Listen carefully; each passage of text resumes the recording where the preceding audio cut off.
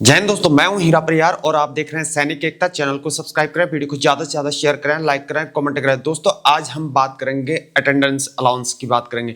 Defence organisation से pertain करने वाले वे जवान, चाहे वो इंडियन आर्मी, एयरफोर्स और नेवी से पर्टेन करते हो, बिलोंग करते हो, अगर उनको यहाँ पर किसी ऑपरेशन के अंतर्गत या किसी बैटल के दौरान या ऑपरेशन के दौरान या किसी एक्सरसाइज के दौरान या जॉइंट एक्सरसाइज या विदेशी मिलिट्री एक्सरसाइज के दौरान अगर उनके साथ कोई हादसा हो जाता है, कोई इंजरी हो जाती है या वार इंजरी हो जाती है या लिबरलाइज इंजरी हो जाती है या इनवैलिडेट आउट किए जाते हैं, किसी भी प्रकार की शरीर में अगर क्षति हो जाती है, उस क्षति में अगर 100% क्षति होती है, यानी कि मेरे कहने का मतलब है कि वे जवान अगर 100% डिसेबल होते हैं तो उनको गवर्नमेंट मिलिट्री जो है वहाँ पर उनको कांस्टेंट अलाउंस प्रोवाइड करती है। आज हम उसी के बारे में बातचीत करेंगे। दोस्तों हमने जितने भी मेडिकल कैटेगराइजेशन है उन सब चीज़ के बारे में बातचीत करी है, लेकिन कुछ और बच के हैं उसके बारे में भी हम डिटेल से बातचीत करेंगे। लेकिन आज हम बात करेंगे यहाँ पर कांस्टेंट अलाउंस की बात करेंगे कि यहाँ पर ERGMO 2023 में कांस्टेंट अलाउंस में क्या बदलाव आया है, क्या इसके क्या रूल्स एंड रेगुलेशन बदले हैं या नहीं बदले, उसी के बारे में आज हम डिटेल्स इंफॉर्मेशन लेंगे। दोस्तों आगे बढ़ते हैं। आपके सामने प्रेजेंटेशन दिख रही होगी और मैं मोबाइल में देख रहा हूं, आप प्रेजेंटेशन में ध्यान दें।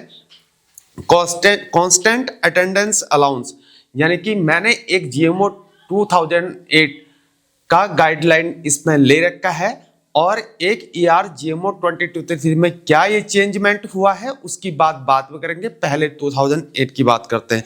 Constant attendance allowance is applicable to all ranks at a uniform rate granted to service personnel who is awarded a disability pensions for 100% disablement and as per opinion of medical board he need attendant। यानी कि इनके कहने का मतलब है कि अगर जो डॉक्टर जिस समय आप मेडिकल कैटेगरी ड्यू कराते हैं या आरएमबी के वक्त जो आपको लास्ट ओपिनियन मिलता है डॉक्टर के अकॉर्डिंग, अगर आपकी जो डिजीज है वो 100% डिसेबल है, अगर डॉक्टर ने उसमें लिखा है कि आपको अटेंडर दिए जाने की जरूरत है, तब जाके अटेंडर तो कभी दिया नहीं जा सकता, लेकिन सरकार उसमें अटेंडर अलाउंस देती है। तो उसी की बात करते हैं। 100% डिसेबल होगा तभी अटेंडेंट अलाउंस मिलेगा। The rate of constant attendance allowance with effect from 1 January 2006 was RS 3000। तो जब 1 जनवरी 2006 से क्या था, 3000 रुपये इसमें अटेंडेंस अलाउंस मिला करता, लेकिन इसमें अब बढ़ोतरी हो चुकी है, यानी कि ERGMO 2023 में भी वही है जो पहले था। तो अब ये बोल रहा है this rate is further enhance with effect from 1 July 2017 at the uniform rate of 6750 rupees per month रुपये जो है यहाँ पर कांस्टेंट अटेंडेंस अलाउंस हो गया मेरे दोस्तों। आगे बढ़ते हैं सीधे। Rate will be increased by 25% every time the DNS allowances goes up by 50%। इनके कहने का मतलब है कि जब भी DA 50% हो जाएगा तब इसमें ऑटोमेटिकली इतनी वृद्धि हो जाएगी। Rate will be increase by 25% हो जाएगी, जिसकी ऑथराइजेशन है para 8 of Government of India, Ministry of Defence, letter number 166/2008 clause 2 D pension POI dated 5 मई 2009 और para 12 of Government of India, Ministry of Defence, letter number 17 clause 2 2006 delta pension POI dated 4 सितंबर 2017 का ये letter है। इसके according ये ruling है। The allowance shall not be payable for any period during which the pensioner is inmate of government institution और hospital और is gainfully इम्प्लेड। इनके कहने का मतलब है कि जब भी आप हॉस्पिटल में ज़्यादा देर अगर एडमिट रह जाते हैं, तो जैसे 3 महीने से अगर ज़्यादा एडमिट हो जाते हैं, तो इस समय जो है वहाँ पर कांस्टेंट अटेंडेंस अलाउंस नहीं मिलेगा। ठीक है ना। फिर बोला every year must submit declaration as per appendix 6 of regulation 89 of para 2008।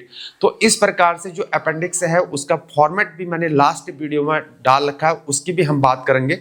तो उस अपेंडिक्स के डिक्लेरेशन के अनुसार भर के जो है आपने अथॉरिटी से साइन करा के उसको भेजना है। आगे बढ़ते हैं मेरे दोस्तों। कांस्टेंट अटेंडेंस अलाउंस, ये जेएमओ 2008 के अकॉर्डिंग जो है किस लिए मिलेगा? Constant attendance allowance at a uniform, ये हमने बात कर दी है, इसके हम आगे बढ़ते हैं।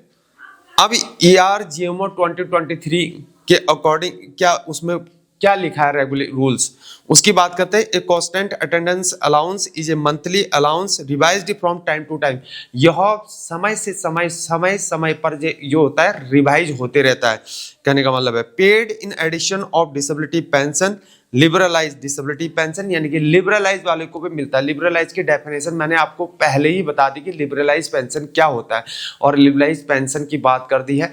एक बज गया है, लिबरलाइज रिलीफ पेंशन रिलीफ की बात, लिबरलाइज रिलीफ जो मिलेगा उसकी हमने बात अभी नहीं की है, उसकी कैलकुलेशन भी हम बाद में अगली वीडियो में करेंगे। Paid in addition to liberalise pension, disability pension, war injury pension. War injury pension की हम बात कर चुके हैं पहले ही, war injury pension, war injury relief की भी हम वीडियो बना चुके हैं। फिर उसका बाद हो गया इम्पेयरमेंट रिलीफ, यानी कि इम्पेयरमेंट रिलीफ की भी हम वीडियो बना चुके हैं। कम्यूटेशन वैल्यू के अकॉर्डिंग लमसम अमाउंट कितना होगा, प्लस इम्पेयरमेंट रिलीफ अगर मंथली वाइज लेता तो कितना होगा, उसकी भी हम वीडियो बना चुके हैं। इन सबको मिलेगा, लेकिन जब वे लोग जब 100% डिसेबल हो तभी उनको मिल पाएगा, ठीक है ना। फिर उसके बाद लिखा है लिबरलाइज इम्पेयरमेंट रिलीफ और war injury relief only to armed forces personnel whose degree of impairment has been assessed at 100%। तो अगर इम्पेयरमेंट भी अगर 100% है तो उस हिसाब से जो वहां पर अटेंडर अलाउंस मिलेगा। यह है, कोई सोच रहा होगा कि यहां पर मुझे impairment has been assessed at 100, अगर उनको डॉक्टर ने वहां पर आरएमबी के अंतर्गत 100% यहां पर उसकी डिसेबिलिटी निर्धारित कर रखी, चाहे उसको इम्पेयरमेंट रिलीफ ही क्यों न मिला, वॉर इंजरी रिलीफ क्यों, लिबरलाइज रिलीफ क्यों न मिल रहा हो, तो सबको मिलेगा। कोई भी हो जो डिसेबिलिटी पेंशन ले रहा है या रिलीफ ले रहा, तो दोनों क्राइटेरिया में यहां पर ये अटेंडर्स अलाउंस मिलेगा, लेकिन 100% डिसेबल होगा तभी मिल पाएगा, तो तब मिलेगा। This is not a pension, लेकिन यह पेंशन नहीं है। And shall cease upon the demise of the recipient, इसके कहने का मतलब है कि जबकि इंडिविजुअल की मृत्यु हो जाती है एक लंबे समय के बाद, तो यह अटेंडर अलाउंस उसी समय को खत्म कर देगा, यानी कि अनोखी को नहीं मिलेगा, नेक्स्ट ऑफ किन स्पाउस को नहीं मिलेगा, ना ही फैमिली पेंशन में यह ट्रांसफर होगा।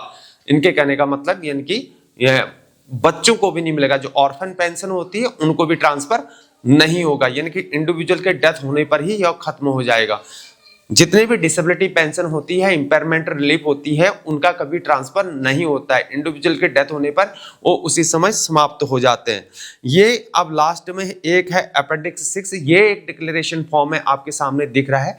इस डिक्लेरेशन जेएमओ 2008 में जो है यहाँ पर इसके अकॉर्डिंग इसको भर के जो है वहां भरना पड़ता है, तब जाके हर साल करना पड़ता है आपको, वहां जा फिर करके जो है आपको ये इंक्लूड होके पेंशन में आता है। तो दोस्तों इस बार बात करते हैं बाकी ये और जो सिविलियन है, अब बात करते हैं क्या सिविलियन को भी मिलता है। डेफिनेटली सिविलियन को भी मिलता है, लेकिन 100% डिसेबल जो होगा, देखो सिविलियन के लिए क्या 2017 का लेटर है, ये ऑफिस मेमोरेंडम है, 3rd फ्लोर लोकनायक भवन खान मार्केट न्यू दिल्ली का है, डेटेड 3 अक्टूबर 2017।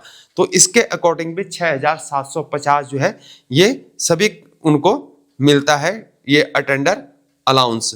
तो implement of government decision on the recommendation of the 7th पे commission of the CSS extra ordinary pension rules 1939 constant attendance allowance regarding.